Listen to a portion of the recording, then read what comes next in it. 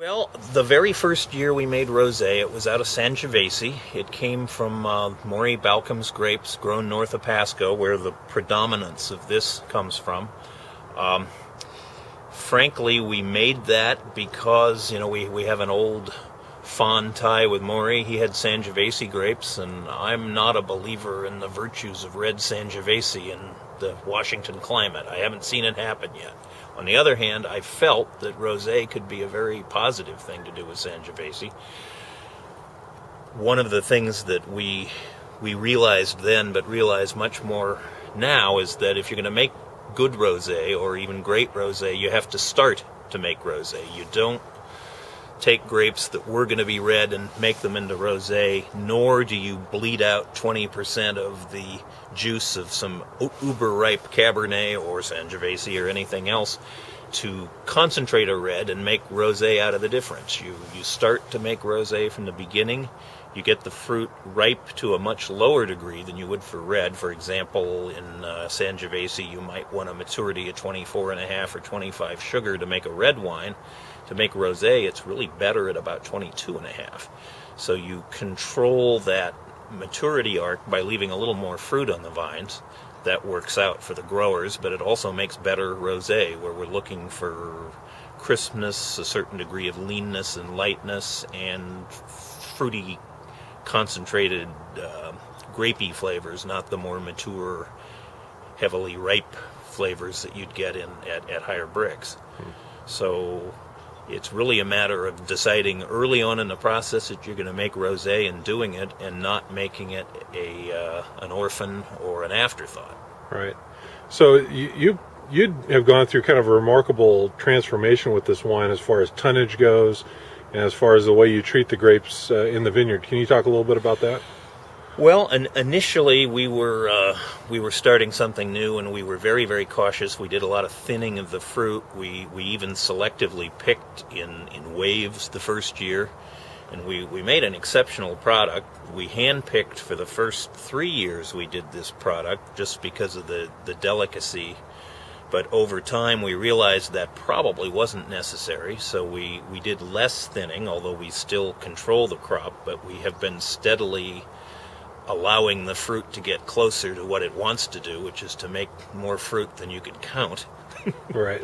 But at this point, we're pushing an 8-ton crop. We aren't quite there. We probably never will get there. I think we've reached the theoretical maximum of what the fruit can do.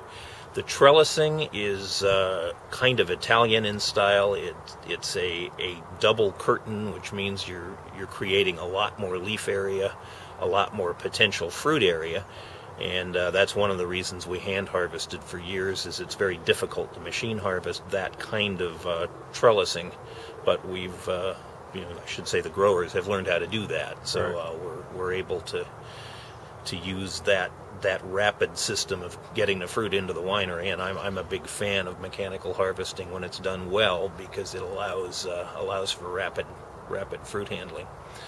So anyway, our vineyard changes have all been directed towards a little more fruit and a little less expense, and all of that works to keep the wine affordable for the end customer and profitable for the grower. And all of these things have to happen for everyone to succeed. So right. I'm all for the grower making as much profit as he possibly can. Think back 5, 10, 15, 20, maybe even 30 years ago, since you've been in this industry a long time.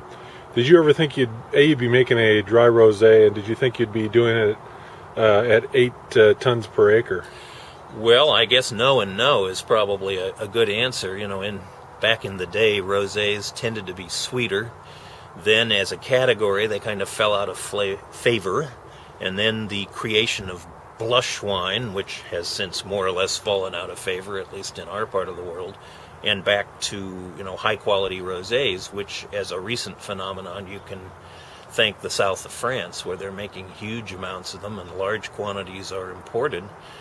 I think we do probably a better job here just by virtue of the varieties we use and the nature of our climate, which is a little cooler and a little more appropriate to the varieties we use.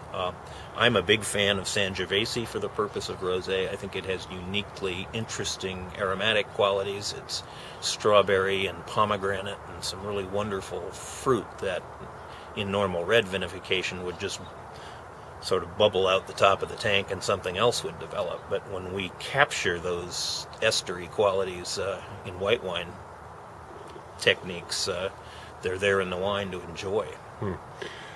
Lifespan of a wine like this, how soon does a consumer want to drink this? You know, I've enjoyed some of these rosés when they're 3 and 4 years old, but in reality, it's a young, fresh product. We like to see it all gone in 6 or 7 months, and over time, that's been our experience, is the wine will sell out in 6 or 7 months. So clearly, 10 years of age in a rosé is, in my mind, a little foolish. The only possible exception there, and I'm not sure I'm a fan of this either, is the rosé style champagnes, which are made with a little more ageability in mind. Right.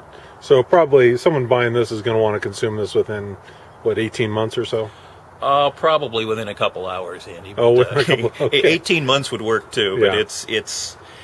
One of the things I like to say about this is that this is a wine you can enjoy casually. We're deadly serious about how we make it and the effort we put into it, but it's a wonderful wine for dining outside, barbecue, pasta on the deck. They're just all kinds of great purposes for this wine, and it's as serious a cuisine wine as any other, but it has to be properly balanced to what you're eating. But the flip side of it all is it's refreshing, it's clean, it is dry, so it wants to go with food or appetizers, but I think it's enormously versatile. We've seen a few other wineries, not many, but a few that are also making dry rosé Sangioveses, and they seem to be having similar success to what you're having as far as sales and medals and things like that. So do you think this is an opportunity for Washington? I think it's a real fit for the climate, and as a category, I think it's gorgeous, and it's a signature item for us, but I think it is for some other producers as well. I think we may be making a little more of it than many, and have slightly wider distribution, but part of that we can attribute to the consumer-friendly pricing we put on it. Speaking of, how much is a bottle of this wine? A bottle of this is $12.95. Okay. Is our asking price on it. And how many cases did you make this? This year we'll have almost 6,000. So wow. Quite an increase over the several hundred we started with all those years ago. Right. All right. Anything else to add, Rob? Not really. I think we've covered an awful lot of it, but just as I say, it's wonderful, fun, casual wine that we take deadly seriously. So. Great. Well, thank you very much.